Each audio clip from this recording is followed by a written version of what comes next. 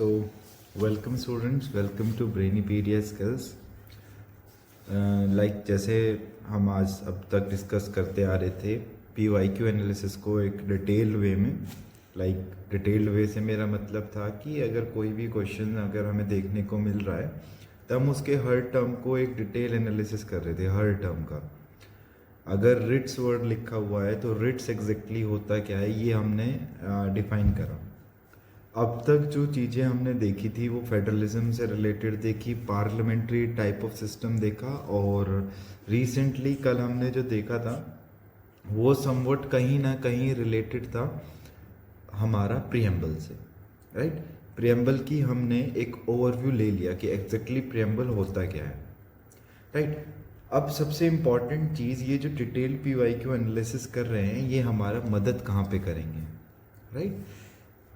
सबसे पहली चीज़, ये जो सीरीज़ डिटेल PYQ एनालिसिस की ये जो सीरीज़ चल रही है ये सबसे ज़्यादा हेल्पफुल उन स्टूडेंट्स के लिए है जो अपनी तैयारी अभी बिगिन कर रहे हैं, राइट। जो स्टूडेंट्स अपनी तैयारी पहले कर चुके हैं या फिर जो सिर्फ रिवीजन वर्क पे हैं, रिवीजन फेज पे हैं, या फिर एक दो अटेम्प्ट्स दे चुके हैं, उनके लिए ये सीरीज़ तभी हेल्पफुल है अगर वो इस वीडियो को, इस पर्टिकुलर लेक्चर को, इस पर्टिकुलर सेशन को 2x स्पीड पे देखें, राइट। क्योंकि इसमें काफ़ी डिटेल एनालिसिस किया गया है, एक क्वेश्चन पे बहुत ज़्यादा टाइम स्पेंड किया गया है ताकि वो क्वेश्चन के ऊपर जितने भी क्रिटिकल कॉन्सेप्ट्स हैं वो सारे क्लियर हो पाएँ, राइट। तो जो लोग पहले तैयारी कर चुके हैं उनके लिए प्रॉब्लम है यहाँ पे वो ये कि एक क्वेश्चन पे वो इतना टाइम स्पेंड नहीं करेंगे, राइट। लेकिन जो लोग अभी स्टार्टिंग फेज में हैं, जिन्हें नहीं पता एग्जैक्टली UPSC CSE है क्या, कैसे उसके साथ डील करना है, कैसे उसके साथ गो थ्रू करना है, तो ये प्रोग्राम काफ़ी हेल्पफुल है उनके लिए, क्योंकि वो उनको एक ब्रीफ आइडिया दे देगा कि हमें पॉलिटी अगर कवर करनी है तो हम पॉलिटी का कवरेज कैसे करेंगे, राइट। तो उसी के साथ हम बिगिन करते हैं हमारा आज का सेशन। आज के सेशन में हम काफ़ी सारी चीज़ें देखने वाले हैं, स्टार्टिंग फ्रॉम लास्ट क्वेश्चन जो हमने छोड़ा था, उसके बाद हमारा नेक्स्ट क्वेश्चन आता है, राइट। हम नेक्स्ट क्वेश्चन को अभी बिगिन करते हैं और देखते हैं कि क्वेश्चन है क्या exactly, right. So here we go. तो हमारा ये जो क्वेश्चन है ये भी देखो कहीं ना कहीं प्रियम्बल से रिलेटेड है, ठीक है। आई होप जिन लोगों ने इसका पहले वाला लेक्चर देखा था, इसका पहले वाला पार्ट देखा था, तो उनको क्लियर होगा कि प्रियम्बल में जस्टिस वर्ड लिखा हुआ था एक, ठीक है। जब हमने एस्पिरेशंस की बात करी थी कि what exactly we want to achieve, तो हमने वहाँ पे एक वर्ड देखा था जस्टिस, राइट। तो जस्टिस, कितने तरीके के जस्टिस की बात करी गई थी, रिमेंबर हो तो social justice, political justice and economical justice, right. तो ये जो वर्ड है इकोनॉमिक जस्टिस आपको सिमिलर साउंड नहीं कर रहा कि it was taken from preamble, ठीक है। अब डिफाइन करेंगे कि इकोनॉमिक जस्टिस की जब हम बात कर रहे हैं तो एग्जैक्टली इकोनॉमिक जस्टिस इस वर्ड से हम क्या समझ रहे हैं, राइट। तो क्वेश्चन को एक बार डिटेल्ड वे में समझते हैं कि क्वेश्चन एग्जैक्टली चाहता क्या है, एग्जामिनर की मेन इंटेंशन क्या रही होगी यहाँ पे। Economic justice as one of the objective of Indian constitution has been provided it. तो इकोनॉमिक जस्टिस जो एक कॉन्सेप्ट है जो हमारे प्रियम्बल में मेंशन्ड है, ठीक है। अब यहाँ पे प्रियम्बल वर्ड नहीं दिया गया है, ऑप्शन हमसे यही पूछा है कि ये जो इकोनॉमिक जस्टिस है, जो एक ऑब्जेक्टिव है, जो एक एस्पिरेशन है, जो हमें अचीव करना है, हमारे इंडियन कॉन्स्टिट्यूशन के कहाँ पे मेंशन्ड है, इंडियन कॉन्स्टिट्यूशन के अंदर कहाँ पर मेंशन्ड है, राइट। हमने 3 तरीके के जस्टिस आपको डिफाइन करे। अब प्रियम्बल तो आंसर सही है, राइट, प्रियम्बल में तो है ही। अब हमारे पास ऑप्शंस को गो थ्रू करेंगे वन बाय वन। सबसे पहला ऑप्शन है the preamble and the fundamental rights. अच्छा चलो, हमने फंडामेंटल राइट्स नहीं पढ़े तो हमें नहीं पता, हम इसको स्किप कर रहे हैं, लेकिन हाँ इतना पता है कि प्रियम्बल में तो ये वर्ड है, राइट। सिमिलरली जब हम बी ऑप्शन पे जाते हैं तो बी ऑप्शन में है the preamble and the directive principles of state policy. हमें प्रियम्बल का पता है लेकिन directive principles of state policies का नहीं पता, राइट। तो फॉर द टाइम बीइंग हम इसको भी स्किप कर देते हैं, ठीक है। और ऑप्शन 3 और 2 ये बी और सी देखो रिपीट हो गया है, like there was some mistake होगी, कोई टाइपिंग मिस्टेक होगी, नहीं, ऑप्शन सी में मेंशन्ड है फंडामेंटल राइट्स और directive principle of state policies, right. तो हमें तो ना तो फंडामेंटल राइट्स के बारे में भी पता, ना डायरेक्टिव प्रिंसिपल्स के बारे में पता, तो हमने ये स्किप कर दिया। लास्ट ऑप्शन है नन ऑफ दी अबव, ठीक है। अब पॉइंट ये है कि हमें ये वर्ड जो है इकोनॉमिक जस्टिस हमने ऑलरेडी प्रियम्बल में पढ़ा हुआ है, और हमने जब कल हम प्रियम्बल पढ़ रहे थे तो हमने इस वर्ड को डिटेल मतलब कि पढ़ा था, एग्जैक्टली डिटेल में तो नहीं, लेकिन हाँ ये देखा था कि हाँ जस्टिस की जब हमने बात करी तो 3 तरीके के जस्टिस हमने वहाँ पे देख लिए थे, राइट। तो अब हम जब पढ़ते हैं कि भाई प्रियम्बल तो हमारा राइट आंसर है ही, इसका जब हम इसको जब हम डिटेल वे में पढ़ेंगे तो ये जो इकोनॉमिक जस्टिस वर्ड है ये हमारा 2 जगह मेंशन्ड है, ठीक है। अब प्रियम्बल हमारा क्लियर हो गया था, आज हमारा डीपीएसपी थोड़ा सा हमें ओवरव्यू मिल जाएगा कि directive principles of state policy है क्या, राइट। देखो प्रियम्बल में ये वर्ड मेंशन है, समझ में आता है, डायरेक्टिव प्रिंसिपल में भी ये मेंशन्ड है, डायरेक्टिव प्रिंसिपल की आर्टिकल नंबर 38 में ये मेंशन्ड है। अब डायरेक्टिव प्रिंसिपल हमारे इंडियन कॉन्स्टिट्यूशन के पार्ट 4 के अंदर आता है, right. Directive principles of state policy जो है हमारी इंडियन कॉन्स्टिट्यूशन के पार्ट 4 के अंदर है। तो इसका जो आर्टिकल नंबर 38 है, 38 क्लॉज 1 है, वो कहता है कि state shall strive to promote the welfare of the people by securing and protecting. And जो ये वेलफेयर है इसको सिक्योर और प्रोटेक्ट किस वे से करेंगे, it may be in a social order, social order के थ्रू जिसमें जस्टिस आता है, सोशियो इकोनॉमिक एंड पॉलिटिकल, ठीक है। तो ये पूरी प्रॉपर जो मैंने अभी बताया ये पूरी प्रॉपर एक स्टेटमेंट थी जो आर्टिकल नंबर 38 क्लॉज 1 में मेंशन्ड है। तो फॉर द टाइम बीइंग हमें पता होना चाहिए कि इकोनॉमिक जस्टिस से जब हम बात कर रहे हैं तो इकोनॉमिक जस्टिस इस पर्टिकुलर वर्ड से हम क्या समझते हैं, ठीक है। जब हमारा ये क्लियर हो जाएगा कि ये जो वर्ड है इकोनॉमिक जस्टिस ये एग्जैक्टली है क्या, फिर हमें पता होना चाहिए कि ये जो इकोनॉमिक जस्टिस वर्ड है, इकोनॉमिक जस्टिस नहीं, इवन जो जस्टिस वर्ड है it may be related to social और it may be related to political. ये जो तीनों वर्ड्स हैं ये हमारे directive principle of state policy के आर्टिकल 38 क्लॉज 1 में मेंशन्ड है, ठीक है। जब डीपीएसपी को हम डिटेल में पढ़ेंगे क्लास सेशंस में तो उस टाइम पे हमें ये चीज़ें काफ़ी क्लियर हो जाएंगी कि भाई डीपीएसपी है क्या और इसके कौन से आर्टिकल में कैसे मेंशन्ड है।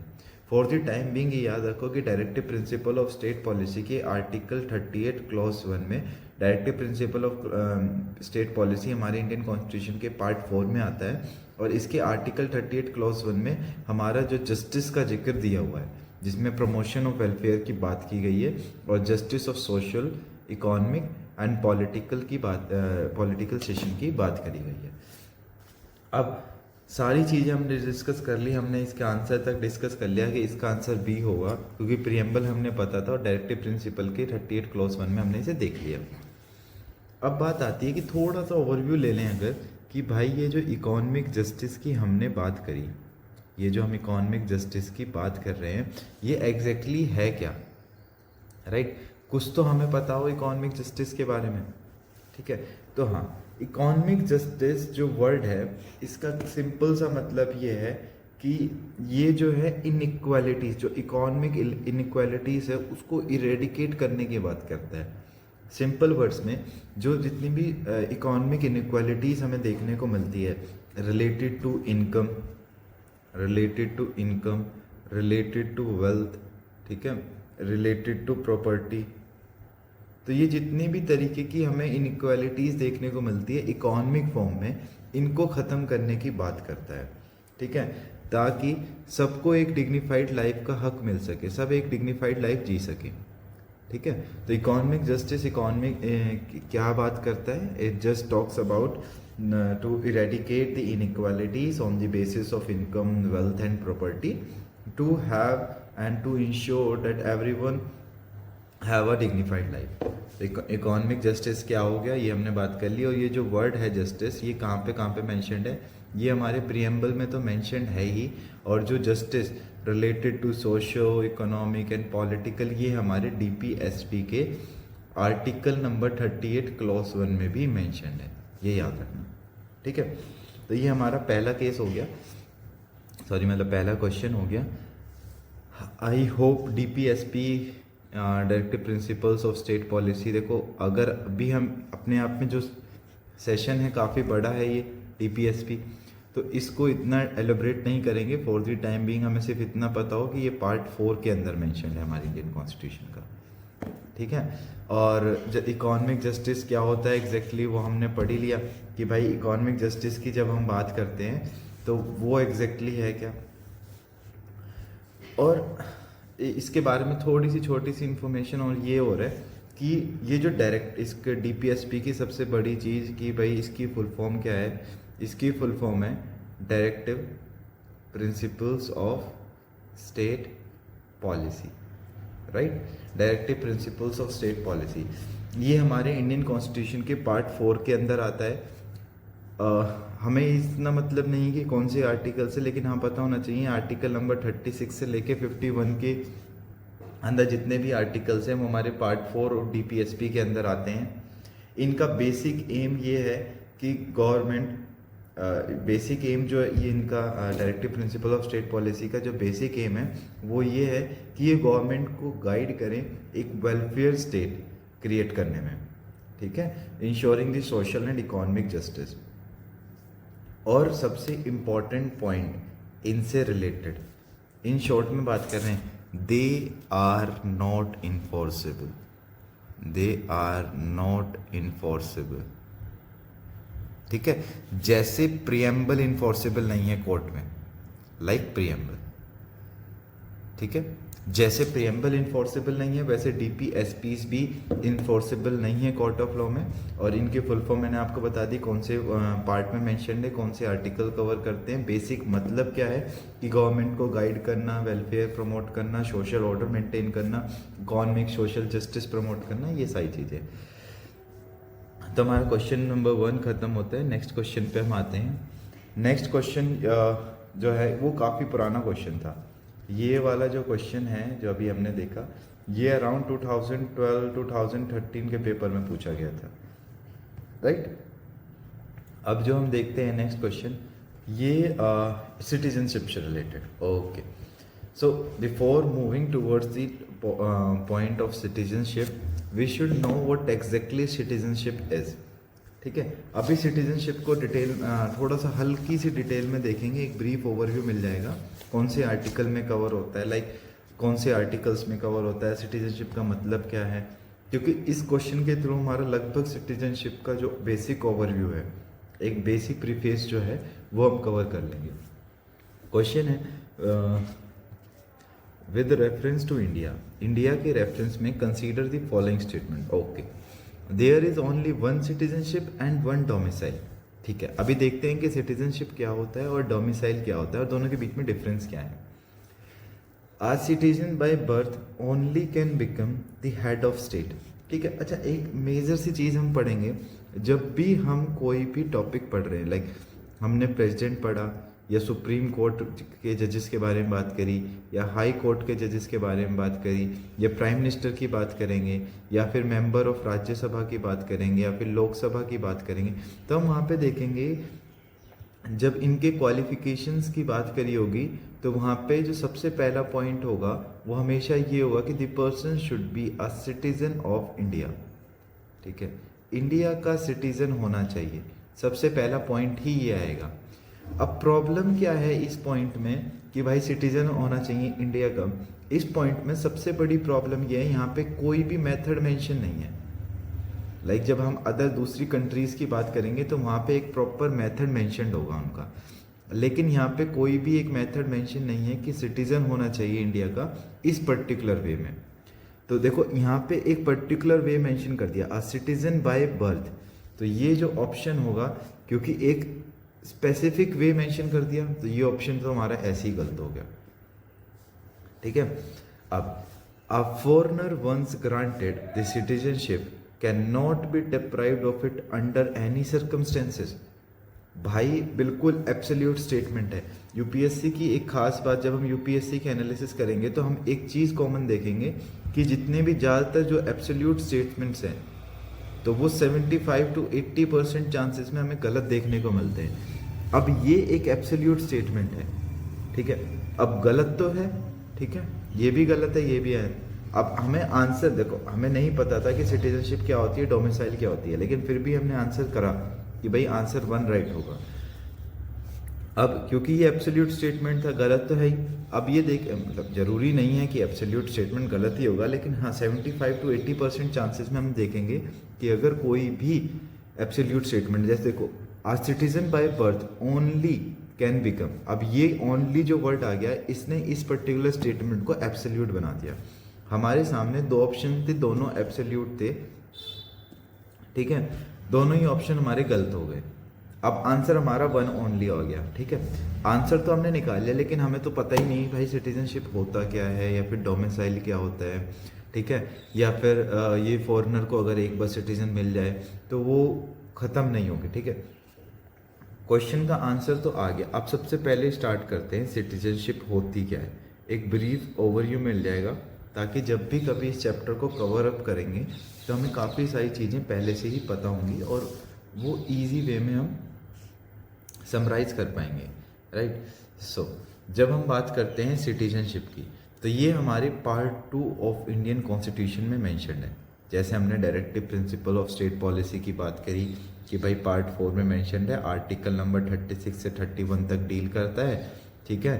और गवर्नमेंट को क्या मतलब होता है वो हमने देख लिया कि गवर्नमेंट को कैसे गाइड करता है एक वेलफेयर स्टेट प्रमोट करने में। वैसे सिटीजनशिप को देखते हैं, ये हमारे पार्ट 2 में मेंशन है और आर्टिकल नंबर 5 से 11 तक जो है सिटीजनशिप बात करेगा। हमारे पास यहाँ पे सिर्फ खाली एक वर्ड सिटीजनशिप नहीं है, हमारे पास एक वर्ड यहाँ पे डोमिसाइल भी है, ठीक है। तो हमें दोनों वर्ड्स का मतलब पता होना चाहिए कि अगर हम सिटीजनशिप की बात कर रहे हैं तो एग्जैक्टली सिटीजनशिप क्या है, और अगर हम बात कर रहे हैं डोमिसाइल की तो डोमिसाइल क्या है। Starting from the fact of citizenship, जब हम सिटीजनशिप के फैक्ट से स्टार्ट करते हैं, देखो सिटीजनशिप एक तरीके का स्टेटस है जिसमें अगर सिटीजनशिप मेरे को इस पर्टिकुलर कंट्री की मिल जाती है तो मैं यहाँ का मेरे को यहाँ के जितने भी पॉलिटिकल, इकोनॉमिकल और सोशल राइट्स हैं इस पर्टिकुलर स्टेट में, अगर मैं यहाँ की मेरे को सिटीजनशिप मिल जाती है तो जितने भी पॉलिटिकल, इकोनॉमिकल, ठीक है, और सोशल राइट्स हैं जिसके लिए एक पर्टिकुलर इंडिविजुअल जो कि इस स्टेट में रह रहा है वो इंटाइटल्ड है, तो मेरे को भी वो चीज़ें मिल जाएंगी। इनडायरेक्टली अगर हम बात करें तो सिटीजनशिप कुछ नहीं, रिलेशनशिप डिफाइन करता है, ठीक है। रिलेशनशिप डिफाइन करता है, अरे मैं इसको दोबारा से लिख देता हूँ। सिटीजनशिप जो है वो रिलेशनशिप डिफाइन करता है। अब रिलेशनशिप किसकी डिफाइन करता है, between the individual and state, between individual and state. एक तो इंडिविजुअल और स्टेट की रिलेशनशिप डिफाइन करता है, and individual versus other individual, individual और दूसरे इंडिविजुअल के बीच में, दो इंडिविजुअल के बीच में क्या रिलेशन होगा और उस पर्टिकुलर कंट्री और उस पर्टिकुलर इंडिविजुअल के बीच में क्या रिलेशन होगा, तो वो हमें कौन बताता है, सिटीजनशिप। बेसिक सी चीज़ें पढ़ी कि भाई पार्ट 2 में मेंशन है, आर्टिकल 5 to 11 जो है इसके आर्टिकल 5 to 11 तक हम सिटीजनशिप के बारे में ही बात करेंगे। सिटीजनशिप का मतलब सिंपल सा ये हो गया, इट इज़ अ स्टेटस जिसकी वजह से एक इंडिविजुअल जो है उसको सारे पॉलिटिकल, इकोनॉमिकल और सोशल राइट्स मिल जाते हैं जो उस पर्टिकुलर स्टेट में अवेलेबल हैं, राइट। इनडायरेक्टली अगर हम बात करें तो ये हमें जो है रिलेशनशिप बताता है इंडिविजुअल और स्टेट के बीच में और इंडिविजुअल और दूसरे इंडिविजुअल के बीच में, राइट। इतना आई गेस क्लियर होगा। जब हमने इतना टॉपिक कवर करा तो इसके बहुत सारे मेथड्स भी हैं, लाइक अब यहाँ पे एक स्पेसिफिक मेथड मेंशन था बाय बर्थ, तो मैं आपको सारे मेथड्स डिटेल में तो नहीं बता पाऊँगा अभी, लेकिन हाँ इतना है कि इसके काफ़ी सारे मेथड्स हैं। अब मेथड्स कौन से हैं, जैसे बाय बर्थ, ठीक है, बाय डेसेंट, ठीक है। अब इन वर्ड्स का मतलब क्या है, मैं बताता हूँ। देखो बाय बर्थ का मतलब हो गया कि भाई मैं यहीं पे पैदा हुआ था, इसी पर्टिकुलर प्लेस में पैदा हुआ था, इसी पर्टिकुलर स्टेट में पैदा हुआ था, तो मेरे को बाय बर्थ मिल गया। बाय डेसेंट का मतलब हो गया कि हाँ भाई मैं यहाँ पे पैदा नहीं हुआ था, लेकिन जो मेरे पेरेंट्स हैं जो मेरे पेरेंट्स हैं वो यहीं यहीं पे पैदा हुए थे। अब इसके ना काफ़ी सारे फैक्टर्स हैं, ठीक है, इसके काफ़ी सारे फैक्टर्स हैं कि भाई डिसेंट में काफ़ी सारे हमें पॉइंट्स देखने को मिलेंगे स्पेशली। तो डिसेंट में जो हमें बहुत सारे अलग अलग पॉइंट्स देखने को मिलेंगे, हम उस पर ध्यान देंगे। और जो तीसरा मेथड है वो है रेसिडेंस, ठीक है। अब रेसिडेंस में 3 अलग अलग टाइप की हम बात करेंगे। It could be through registration, it could be through naturalisation और it could be through acquisition of territory, ठीक है। एक्विजिशन ऑफ टेरिटरी से सिंपल सा मतलब है, ये पर्टिकुलर मेरा स्टेट इंडिया है, ठीक है, इसके साइड में ये एक छोटी सी टेरिटरी थी, कल को इंडिया इस टेरिटरी को ऑक्यूपाई कर लेती है तो इस पे जितने भी लोग रह रहे होंगे उसको ऑटोमेटिकली इंडिया की सिटीजनशिप मिल जाएगी। नेचुरलाइजेशन और एक्विजिशन सबके अलग अलग पॉइंट्स हैं, सब में अलग अलग डिटेल एनालिसिस है। ये तो बात हो गई अगर हमें सिटीजनशिप लेनी हो।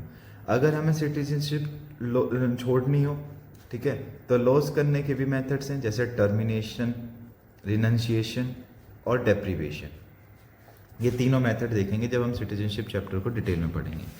ये तो बात हो गई सारी सिटीजनशिप की कि भाई सिटीजनशिप जब हम वर्ड पढ़ रहे हैं तो सिटीजनशिप से हम क्या समझ रहे हैं। अब सेकंड इंपॉर्टेंट पॉइंट आता है, what exactly we understand by the term domicile.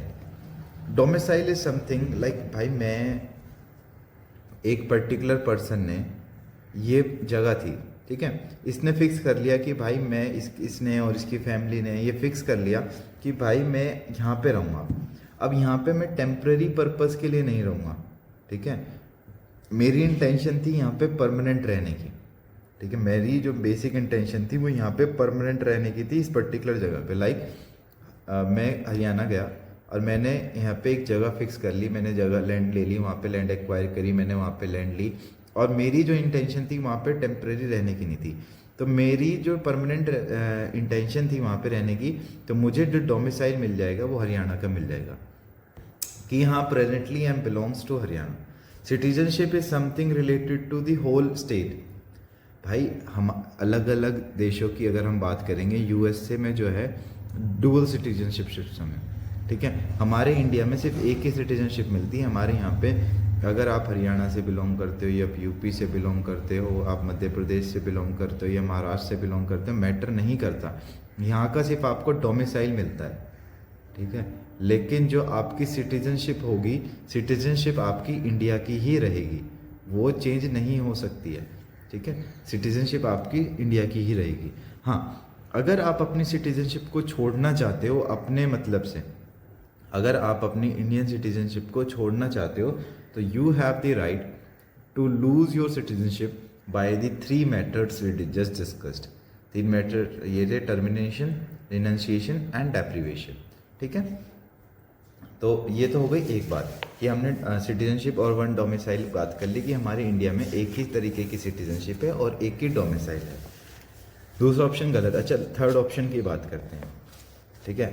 ये अगर हम ओनली की बात करें, हाँ ये अलग अलग मेथड, डेसेंट से भी बन सकता है, नेचुरलाइजेशन, ठीक है, और एक्वायर्ड बाय टेरिटरी तो वो भी पार्ट हो सकता है स्टेट का, वो भी स्टेट के इलेक्शन के लिए खड़ा हो सकता है। अब थर्ड पॉइंट है हमारा कि a foreigner once granted the citizenship can not be deprived of it under any circumstances.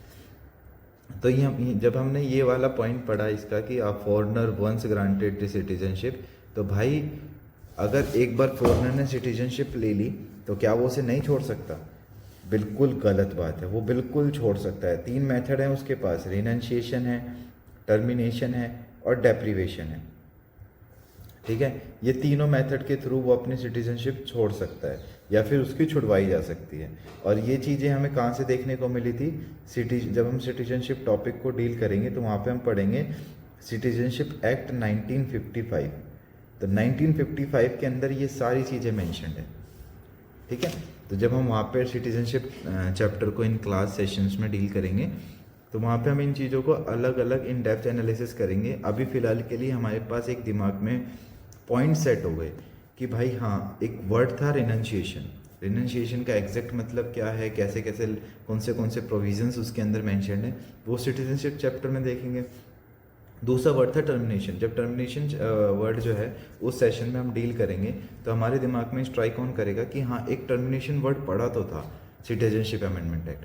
फिलहाल के लिए सिर्फ इतना देखो कि ये जो सिटीजनशिप है ये हमारे पार्ट 2 ऑफ इंडियन कॉन्स्टिट्यूशन में मेंशन है, आर्टिकल नंबर 5 से 11 तक डील करता है। ठीक है, सिटीजनशिप एक्जैक्टली होता क्या है वो पता लग गया। हमारे इंडिया में एक सिटीजनशिप मिलती है, मतलब सिटीजनशिप भी एक है और डोमिसाइल भी एक है। डोमिसाइल हमारा स्टेट वाइज हो गया और सिटीजनशिप हमारी पूरी स्टेट की हो गई। स्टेट मतलब इंडिया। ठीक है, ये चीज़ हो गई। अब नेक्स्ट क्वेश्चन। ओके, काफ़ी अच्छा क्वेश्चन है। आई होप अब तक हमने 2 क्वेश्चन पढ़े इकोनॉमिक जस्टिस से रिलेटेड, जो कि प्रियम्बल से रिलेटेड था, और दूसरा क्वेश्चन जो हमने पढ़ा वो था हमारा इससे सिटीजनशिप से रिलेटेड। तो दोनों ही क्वेश्चंस काफ़ी अच्छे से क्लियर अप हो गए होंगे।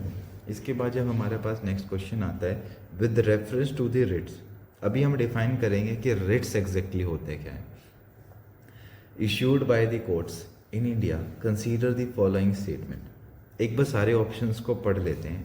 ठीक है, मैंडेमस होता क्या, अभी तो हमें यही नहीं पता कि भाई मैंडेमस होता क्या है। चलो फिर भी ऑप्शन को पढ़ते हैं। Mandamus will not lie against a private organisation unless it is interested with public duty.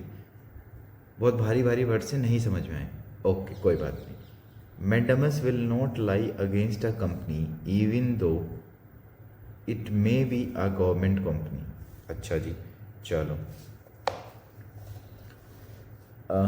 Any public minded person can be petitioner to the move to court to obtain the writ of quo warranto. अच्छा, हाँ कोई भी, मतलब ठीक है। अभी हमने जो है रिट्स को पढ़ते हैं और रिट्स में कौन से रिट्स होते हैं उनको देखते हैं और फिर हम इस ऑप्शन को कर पाएंगे, राइट।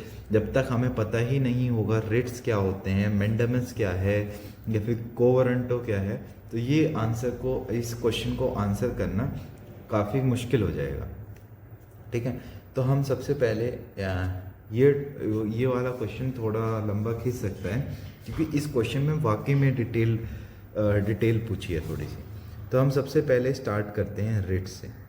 रिट्स क्या होती हैं, ठीक है, हमें पता होना चाहिए। रिट्स बेसिकली कुछ भी नहीं है, एक तरीके की रीगल रेमेडी है। एक तरीके की रीगल रेमेडी है। होता क्या है, मान लो एक तरीके की रीगल रेमेडी है। होता क्या है कि भाई हमारे फंडामेंटल राइट्स या फिर हमारे लीगल राइट्स जो हैं वो वायलेट हो रहे हैं, उनको इन्फोर्स करने के लिए जो भाई किसी, अगर हमें कोई एक बीमारी हो रही है तो उसको क्योर करने के लिए हमें एक मेडिसिन की ज़रूरत पड़ती है। तो रिट जो है वो मेडिसिन है। रिट क्या है, वो मेडिसिन है जो कि इन फंडामेंटल राइट्स या फिर लीगल राइट्स होते हैं, जो फंडामेंटल राइट्स और लीगल राइट्स होते हैं, इनको इन्फोर्स करने के लिए यूज़ की जाती है। सबसे इम्पॉर्टेंट पॉइंट यहाँ पे जो हम देखेंगे, ये जो रिट्स का कंसेप्ट है ये कहाँ से लिया गया है, ये यूके से लिया गया है, ब्रिटेन से। ठीक है, जहाँ पे क्राउन रिट्स को इशू करता है। हमारे इंडिया में कौन कौन रिट्स को इशू कर सकता है, सुप्रीम कोर्ट या फिर हाई कोर्ट, दोनों ही रिट्स को इशू कर सकते हैं। आर्टिकल्स याद रखना इनका, जो छोटे हमारे स्टेट पीसीएस के एग्ज़ाम हो गए और जो हमारे एसएससी लेवल के एग्ज़ाम्स हो गए उसमें काफ़ी बार पूछ लेता है। तो आर्टिकल्स याद रखना, सुप्रीम कोर्ट में आर्टिकल 32 के अंदर जो है सुप्रीम कोर्ट रिट्स को इशू कर सकता है और इसमें आर्टिकल 226। ठीक है, कॉन्सेप्ट कहाँ से लिया गया है ये रिट्स का, ब्रिटेन से। ठीक है, अब इन देखो रिट्स तो ये दोनों इशू कर रहा है, 32 के तहत और 226 के तहत। कुछ तो डिफरेंस होगा, तो हाँ एक डिफरेंस है, बहुत काफ़ी सारे डिफरेंसेस हमें देखने को मिलेंगे इन सब के बीच में। लेकिन फ़िलहाल हम उन डिफरेंसेस पे नहीं जा रहे। ठीक है, फ़िलहाल जो हम यहाँ पे देख रहे हैं वो ये देख रहे हैं कि ये जो रिट्स हम यहाँ पे पढ़ रहे हैं कितने टाइप्स के होते हैं और क्या क्या होते हैं, राइट। तो हमारे यहाँ पे जो है 5 तरीके के रिट्स होते हैं। कितने टाइप के रिट्स होते हैं, 5 तरीके के। सबसे पहला होता है हैबियस कॉर्पस।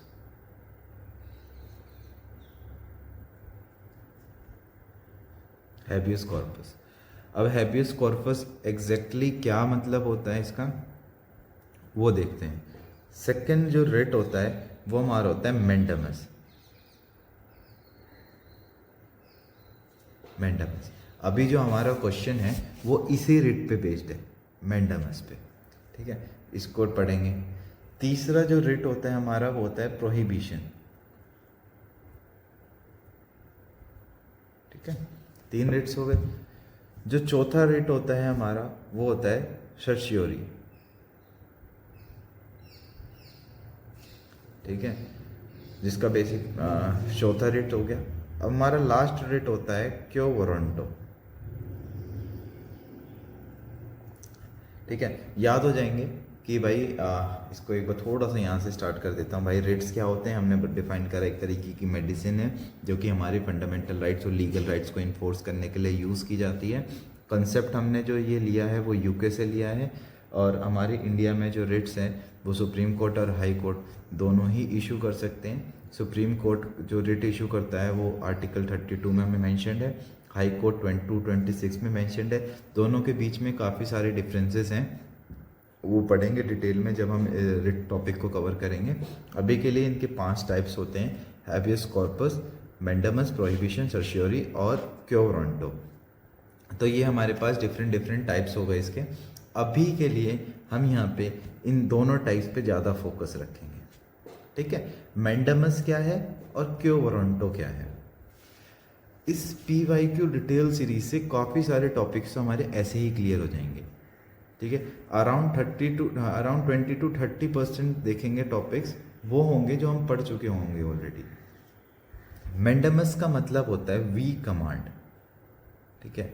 अब अगर मैं आपको सिर्फ इतना बोल के छोड़ दूं कि मैंडामस का मतलब होता है वी कमांड, तो आपके नहीं समझ में आएगा कि भाई एग्जैक्टली कहना क्या चाहता हूँ, ठीक है। वहीं पे क्यू वारंटो का मतलब होता है by what authority,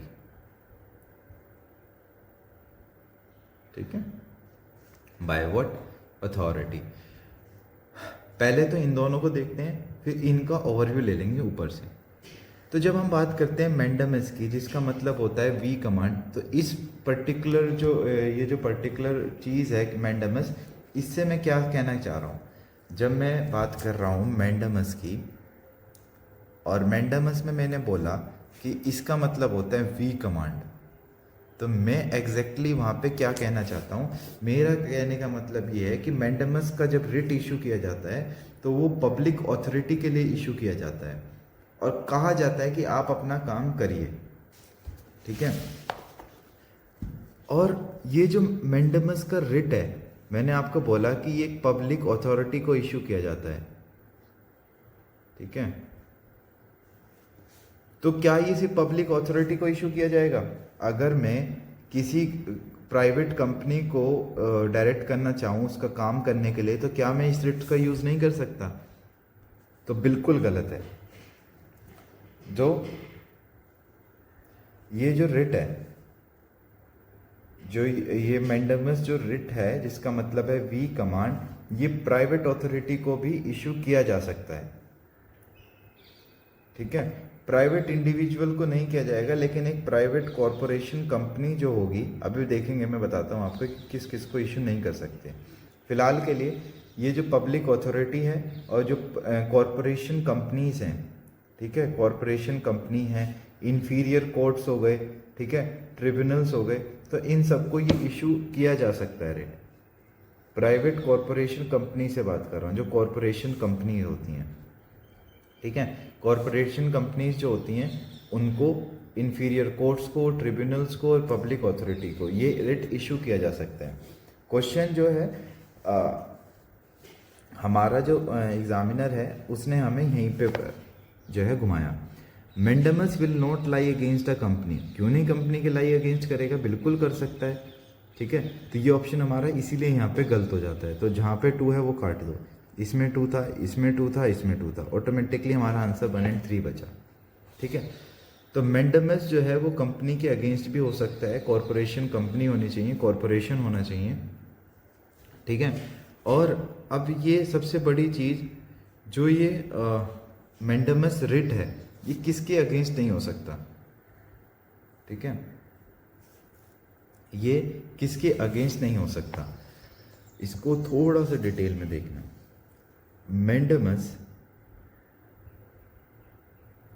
will not be granted to, कुछ पॉइंट्स दूंगा वो याद रखना, against a private individual, against a private individual, ठीक है। इफ द ड्यूटी रिक्वायर, जो ड्यूटी आप परफॉर्म करने के लिए कह रहे हो वो डिस्क्रिशनरी है, ठीक है, अपनी मर्जी से आप कुछ भी ड्यूटी परफॉर्म करने को कह रहे हो कि हाँ भाई आप आए कि हाँ भाई ये पब्लिक ऑफिसर है, ये वाली ड्यूटी परफॉर्म नहीं कर रहा, आपने अपने मन से बना दिया, ठीक है। कॉन्ट्रैक्चुअल ऑब्लिगेशंस को परफॉर्म करना, to perform contractual obligations, against president के अगेंस्ट भी आप रिट इशू नहीं कर सकते। गवर्नर, जब हम प्रेसिडेंट और गवर्नर की पावर को देखेंगे तो वहाँ पे देखेंगे कि इनकी पावर क्या है, एग्जैक्टली किस तरीके की पावर इंजॉय करते हैं। तो जो ये रिट्स का कंसेप्ट है, ये प्रेसिडेंट और गवर्नर किस तरीके से पावर आप परफॉर्म कर रहे हो, किस तरीके की नहीं, उनके अगेंस्ट भी इशू नहीं किया जा सकता। और against the chief justice of high court, जो कि अपनी जुडिशियल कैपेसिटी में एक्ट कर रहा है, इसके अगेंस्ट भी आप इस रिट्स को इशू नहीं कर सकते, ठीक है। मैंडेमस जो रिट है प्राइवेट इंडिविजुअल के अगेंस्ट तो आप इशू नहीं कर सकते, लेकिन एक कॉरपोरेशन कंपनी जो कि प्राइवेट हो सकती है, कॉरपोरेशन यूनिट के अगेंस्ट आप जो है इस रिट को इशू कर सकते हो, लेकिन एक प्राइवेट इंडिविजुअल के अगेंस्ट नहीं कर पाओगे। आप अपने मन से चाहो कि एक पब्लिक ऑफिसर आपके लिए ये ड्यूटी परफॉर्म कर दे तो नहीं इशू होगा ये रिट।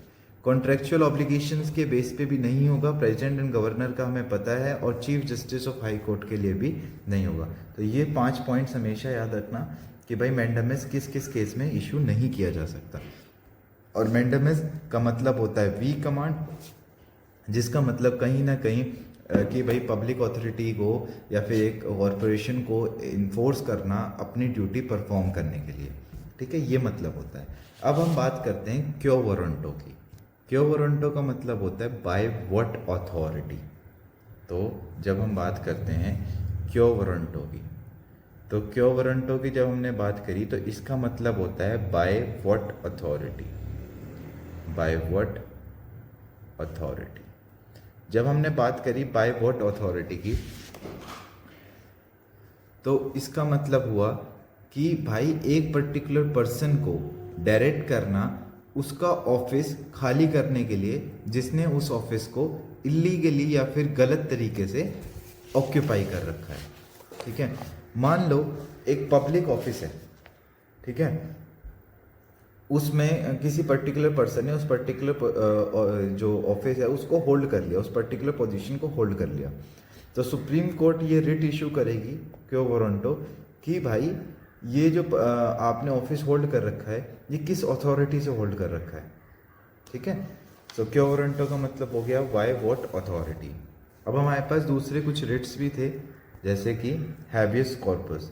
हैबियस कॉर्पस का मतलब होता है जो पर्सन अनलॉफुल तरीके से डिटेन करा गया हो उसको रिलीज करना। मान लो भाई आपको पुलिस पकड़ के ले जाती है एक अनलॉफुल तरीके से, ठीक है, तो आपको रिलीज करवाने के लिए ये रिट को इशू करा जा सकता है।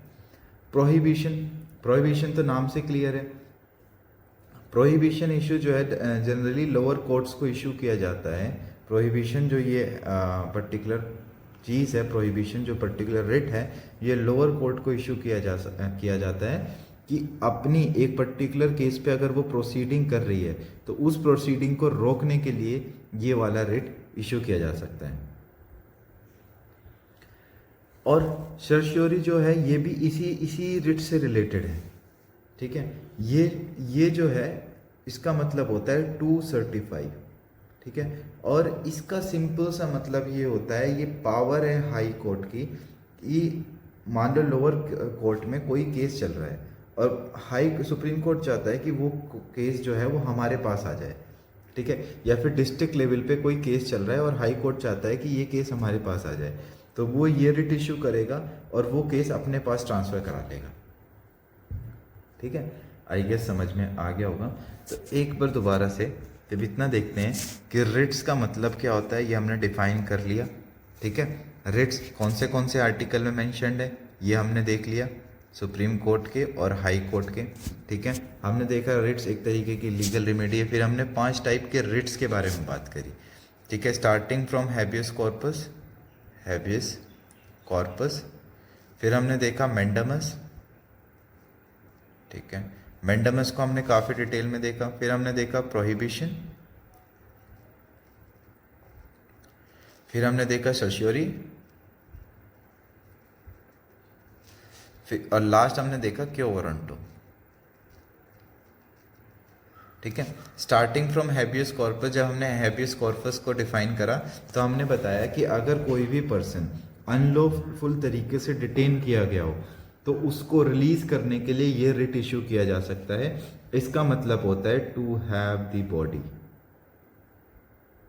ठीक है, सेकेंड हमने पढ़ा मैंडामस। मैंडामस जो है एक पब्लिक अथॉरिटी को उसका काम करने के लिए इशू किया जा सकता है, टू कमांड वी कमांड। ठीक है, मैंडामस को जब हमने काफ़ी डिटेल में पढ़ा था तो मैंडामस में देखा था क्या किसी पब्लिक अथॉरिटी या फिर सिर्फ गवर्नमेंट को ही डायरेक्ट किया जा सकता है, नहीं, कॉरपोरेशन को भी डायरेक्ट किया जा सकता है अपना काम करने के लिए, ट्रिब्यूनल्स को भी डायरेक्ट किया जा सकता है। अच्छा, इसमें किस किस को डायरेक्ट नहीं किया जा सकता है तो हमने देखा प्राइवेट इंडिविजुअल्स होंगे अगर, ठीक है, चीफ जस्टिस होंगे हाई कोर्ट के जो अपनी जुडिशियल पावर में एक्ट कर रहे हैं, प्रेसिडेंट होगा या फिर गवर्नर होगा उसको मैंडामस, ये क्वेश्चन बन सकता है तो याद रखना कि प्राइवेट इंडिविजुअल होगा, चीफ जस्टिस होगा हाई कोर्ट का जो अपने जुडिशियल पावर में एक्ट कर रहा है, प्रेसिडेंट और गवर्नर होगा, कॉन्ट्रेक्चुअल ऑब्लिगेशन होंगे। ठीक है, और आप जो ड्यूटी चाहते हो डिस्क्रिशनरी वे में परफॉर्म करवाने के लिए, तो इन सारे केसेस में जो है मैंडामस रिट इशू नहीं होगा। प्रोहिबिशन ये होता है कि अगर मान लो कि एक लोअर कोर्ट एक किसी पर्टिकुलर केस पे काम कर रहा है तो उसकी वो प्रोसीडिंग स्टॉप करने के लिए ये रिट इशू किया जाता है। सर्श्योरी की बात करें तो ये तब यूज़ किया जाता है, मान लो लोअर कोर्ट में एक केस चल रहा है, उसको हायर कोर्ट में बुलाने के लिए कि भाई ये केस अब आप रोक दो, अब इस केस पे हम डील करेंगे, तो उस टाइम पे ये इशू किया जा सकता है। ठीक है, क्यो वारंटो जिसका मतलब होता है बाय वॉट अथॉरिटी, ये इसका सिंपल सा मतलब देखो नाम से ही क्लियर है, बाय वॉट अथॉरिटी। तो यहाँ से इस चीज़ को क्लियर करते हैं कि इसका मतलब होता है बाय वॉट अथॉरिटी आप इस पब्लिक ऑफिस को होल्ड कर रहे हो। ठीक है, सुप्रीम कोर्ट या फिर हाई कोर्ट ये इस तरीके का रिट इशू कर सकती है। अच्छा, एक चीज़ और इसमें आर्टिकल नंबर 139 में आपको बता देता हूँ। आर्टिकल नंबर 139 भी यहाँ पे आता है जो कि पार्लियामेंट को एम्पावर करता है इस रिट ज्यूरिसडिक्शन को एक्सटेंड करने के लिए सुप्रीम कोर्ट तक। ठीक है, अदर लीगल राइट्स के लिए भी। तो जब हमने रिट्स की बात करी थी तो वो क्या था, फंडामेंटल राइट्स और लीगल राइट्स को इन्फोर्स करने के लिए एक लीगल रेमेडी, तो सेम चीज़ होगी। ठीक है, आई होप टिल हेयर हमने जो डिस्कस किया, सबसे पहले इकोनॉमिक जस्टिस को हमने देखा, ये हमारे समझ में आ गया होगा। उसके बाद हमने देखा कि कैसे सिटीजनशिप क्या है, कैसे कौन से मेथड्स हैं, कौन से आर्टिकल्स में हैं, ये हमने देखा। फिर हमने देखो कितने आसानी से इस क्वेश्चन का, अगर हमें सिर्फ स्टेटमेंट 2 पता होती है, अगर हमें सिर्फ स्टेटमेंट 2 को एनालाइज कर लेते स्टार्टिंग में, सिर्फ हमें ये पता होगा मैंडामस कहाँ पे यूज़ नहीं होता है, तो हमारा आंसर अपने आप से आ गया था। राइट, तो इतनी मेहनत करने की ज़रूरत नहीं थी। और फिर हमने सारे रेट्स को पढ़ा, एग्जैक्टली रेट्स होती क्या हैं, कैसे क्या प्रोविज़न्स हैं उसमें। फाइनली हम रेट्स प्रोविज़न्स को कंप्लीट करते हैं और हमारा जो नेक्स्ट क्वेश्चन आता है बहुत इजी है, ये बहुत छोटा क्वेश्चन होगा। What is the position of right to property in India. ठीक है, राइट टू प्रॉपर्टी की मैं बात बता दूं आपको, इससे रिलेटेड एक कहानी ये है कि ये पहले फंडामेंटल राइट हुआ करता था। ठीक है, बाद में इसको जो 44th अमेंडमेंट एक्ट हुई 1976 की, 1978 की, 42nd थी 1976 की। तो जब 44th अमेंडमेंट एक्ट हुई 1978 में, तो कॉन्स्टिट्यूशन ने राइट टू प्रॉपर्टी को फंडामेंटल राइट से हटा के एक सिंपल राइट में कन्वर्ट कर दिया था, सिंपल लीगल राइट में कन्वर्ट कर दिया था, which is currently present in article 300A। तो राइट टू प्रॉपर्टी, जब हम फंडामेंटल राइट्स पढ़ेंगे तो वहाँ पे इन डिटेल एनालिसिस करेंगे इसका।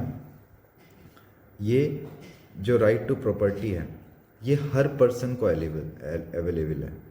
It is available to any person, it may be a citizen और नॉट अ सिटीजन, ठीक है। Earlier it was there in fundamental right, but now it has been downgraded to a legal right after the 42nd Constitutional Amendment Act 1978, and now it is here in Article 300A of the Constitution. And what exactly this article states? It states that no person shall be deprived of his property which is saved by authority of law. ठीक है, it is available to both the citizen and non-citizen. Earlier, in which fundamental right it was mentioned? In 19 clause F, this right to property was mentioned. ठीक है, एक बार options को देख लेते हैं, फिर इससे रिलेटेड कुछ जो अदर इंफॉर्मेशन है वो देखेंगे। Legal right available to citizen only, current position बोली है उसने, ठीक है। तो खाली सिटीजन, मैंने तो आपको बताया it is available to citizen and not whether it is available to any person. The person may be a citizen और person may not be a citizen, तो ऑप्शन नंबर ए तो गलत हो गया। Legal right available to any person, हाँ फिलहाल तो legal right है और सबके लिए अवेलेबल है, तो ऑप्शन नंबर बी मेरा ऑटोमेटिकली सही हो गया। Fundamental right available to citizen only, गलत हो गया। Neither fundamental right non legal right, गलत। तो मैंने आपको बताया कि अर्लियर ये जो है 19 क्लॉज एक्ट में मेंशन था, जो कि एक फंडामेंटल राइट था। फिर 1978 में 44th कॉन्स्टिट्यूशनल अमेंडमेंट एक्ट हुई, और वो 44th कॉन्स्टिट्यूशनल अमेंडमेंट एक्ट के थ्रू क्या हुआ कि ये जो फंडामेंटल राइट था इसको एक लीगल राइट का दर्जा दे दिया गया और इसको आर्टिकल 300A में मेंशन कर दिया गया, ठीक है। और ये डिसीजन जो है सुप्रीम कोर्ट ने दिया था। और इसके साथ साथ कुछ बात करें, कॉन्स्टिट्यूशन में ये कितना क्लियर कर दिया था कि प्रॉपर्टी जो है आपकी वो गवर्नमेंट ले सकती है पब्लिक वेलफेयर के लिए। और अगर हम बात करें, it was since around 1950 government ने बहुत सारे लॉ बनाए इस राइट टू प्रॉपर्टी के बिहाफ पे, ठीक है। सबसे बड़ा डिबेट हमने देखा था ये 1950 के बाद जो सबसे बड़े डिबेट्स हुए थे, फाइनली 1973 सुप्रीम कोर्ट ने डिसीजन दिया कि राइट टू प्रॉपर्टी एक बेसिक स्ट्रक्चर नहीं है। अब भाई अगर राइट टू प्रॉपर्टी क्योंकि फंडामेंटल राइट था, ठीक है, ये मेरी लैंड थी, अब गवर्नमेंट लेने आई तो भाई मैं सुप्रीम कोर्ट पहुंच गया कि यार गवर्नमेंट मेरी लैंड ले रही है, लैंड एक्विजिशन हो रहा है, मैं क्यों दूं, मेरा तो राइट टू प्रॉपर्टी मेरा मूल अधिकार है, मेरा बेसिक अधिकार है। अगर मेरे बेसिक अधिकार को कोई छीनेगा तो मैं क्यों उसमें इतना वो करूँगा। तो फाइनली 1973 में सुप्रीम कोर्ट ने कहा कि जो राइट टू प्रॉपर्टी है वो बेसिक स्ट्रक्चर नहीं है हमारी इंडियन कॉन्स्टिट्यूशन का, और पार्लियामेंट अमेंडमेंट के थ्रू इस प्रोसेस को बदल सकती है। और फिर फाइनली 1978 में ये प्रोविज़न आया था 44th अमेंडमेंट के एक्ट।